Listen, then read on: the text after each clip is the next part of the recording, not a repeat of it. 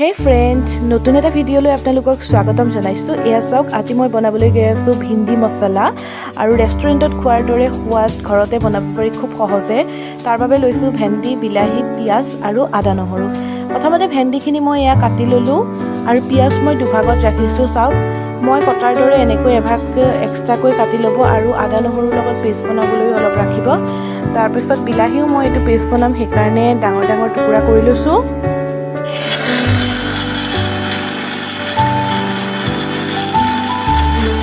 এতিয়া মই আদা নহৰু আৰু বিলাহীৰ পেষ্ট বনাই ল'ম।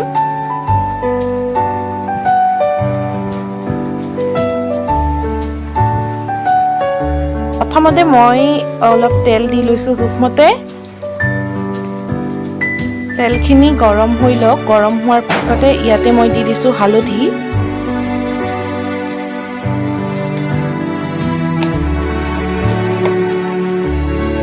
এতিয়া মই কাটি থোৱা ভেন্দিখিনি প্ৰথমতে ফ্ৰাই কৰি ল'ম। এই ভেন্দি গোটেইখিনি দি দিছোঁ। ভেন্দিখিনি প্ৰথম তেলত হালধি দি তাৰপিছত ফ্ৰাই কৰি ল'ব। কেমেৰাটো এটা হাতত লৈ এটা হাতে যিহেতু লৰাই আছোঁ, কেৰাহীটোৱে অলপ অসুবিধা দিছে বনাবলৈ। তথাপিতো যেনে তেনে এইটোতে লৈছোঁ যেতিয়া বনাম বাৰু। ভিডিঅ'টো শেষলৈকে চাই থাকিব খালি আপোনালোকে।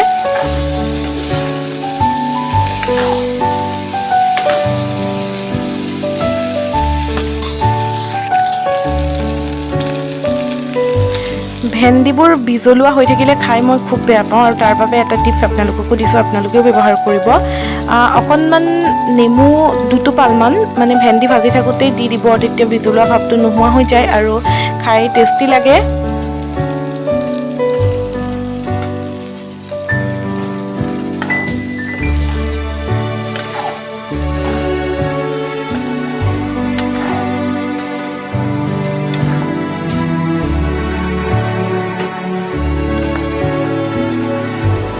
এয়া অলমষ্ট ফ্ৰাই হৈ গ'ল মোৰ ভেন্দিখিনি। ইয়াতে মই এতিয়া নিমখ দি দিলোঁ।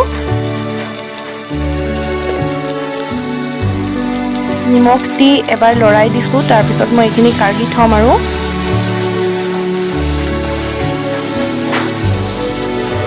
মোৰ ভেন্দি ফ্ৰাই হৈ গ'ল। যদি মই অকল ভেন্দিটো এনেই ফ্ৰাই কৰি ভাজিলোঁ হয়, হৈয়ে গ'ল হয়, কিন্তু আজি ৰেচিপিটো বেলেগ হ'বলৈ গৈ আছে। এতিয়া মই ভেন্দিখিনি কাঢ়ি ল'ম।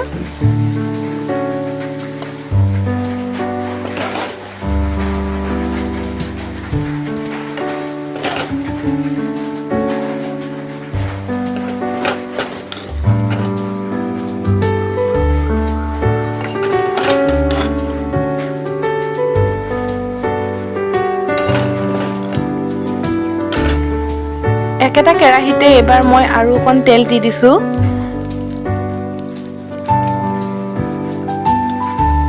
মই যে এক্সট্ৰাকৈ মানে ডাঙৰ ডাঙৰকৈ কাটিছিলোঁ পিঁয়াজখিনি, মনত আছে? সেইখিনি আপোনালোকে এবাৰ ভেন্দিখিনি ভজাৰ পিছত ফ্ৰাই কৰি ল'ব। জুইটো একদম কম দিব। মই বনাই থাকোঁতে মানে জুইটো অকণ বেছিয়ে হৈ গ'ল বাৰু আজি।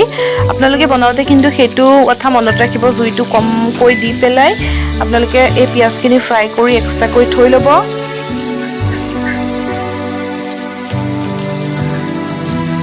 এয়া হৈ গ'ল।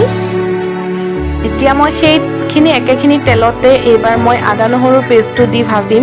ইয়াতে মই বেছি মছলা প্ৰয়োগ নকৰোঁ, যদিও ভিন্দি মছলা আপোনালোকে আৰু বেলেগ বেলেগ মছলা দিব পাৰে, কিন্তু মই মানে মছলা ইমান ব্যৱহাৰ নকৰোঁ। নকৰাকৈও বহুত ধুনীয়া লাগে খাবলৈ। আদা নহৰুখিনি ধুনীয়াকৈ মই এতিয়া ভাজি ল'ম।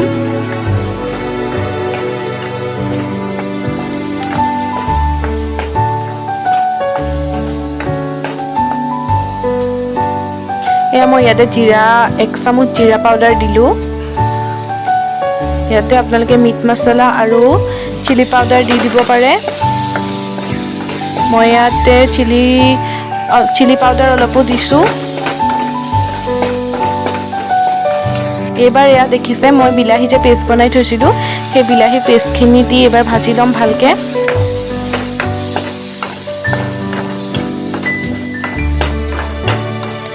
এয়া চাওক, বিলাহীখিনি ভাজি হৈয়ে গৈছে, মানে তেল ওলাইছে আৰু উতলি আছে একদম, মানে হৈ গৈছে আৰু। এতিয়া এই ফ্ৰাই কৰি থোৱা যিখিনি ভেন্দি আছিল, সেই ভেন্দিখিনি মই এতিয়া এইবাৰ দি দিছোঁ বিলাহী আৰু মছলাখিনিত।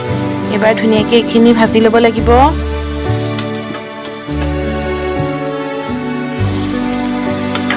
বেছি সময় ভাজিব নালাগে কাৰণ ভেন্দিখিনি আগতে মই ফ্ৰাই কৰি থৈছোঁ, গতিকে খুব কম সময় মানে ভাজিব লাগে।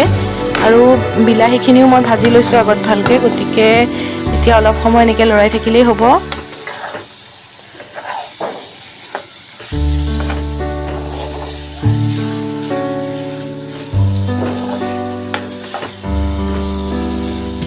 এয়া ফাইনেলি মোৰ হৈ গ'ল ভেন্দি মছলা। আৰু এয়া চাওক দেখিবলৈকে কিমান ধুনীয়া লাগিছে। আৰু এই যে মই পিঁয়াজখিনি ভাজি এক্সট্ৰাকৈ থৈছিলোঁ সেইখিনি মই ওপৰত এয়া থৈ দিছোঁ। খোৱাৰ সময়ত মই মিলাই ল'ম, আপোনালোকেও তেনেকৈ মিহলাই ল'ব। আৰু দেখিবলৈ চাওক কিমান ধুনীয়া লাগিছে, একদম ৰেষ্টুৰেণ্টত আমি খোৱা ভিন্দি মছলাখিনিৰ সৈতে একেই হৈছে। গতিকে আপোনালোকেও ঘৰত এনেকৈ বনাব আৰু মোক ক'ব কেনেকুৱা লাগিছে। বাকী আপোনালোকৰ ৰেচিপিটো কেনেকুৱা লাগিল, যদি ভাল লাগে লাইক কমেণ্ট শ্বেয়াৰ আৰু মোৰ চেনেলটো প্লিজ ছাবস্ক্ৰাইব কৰি দিব।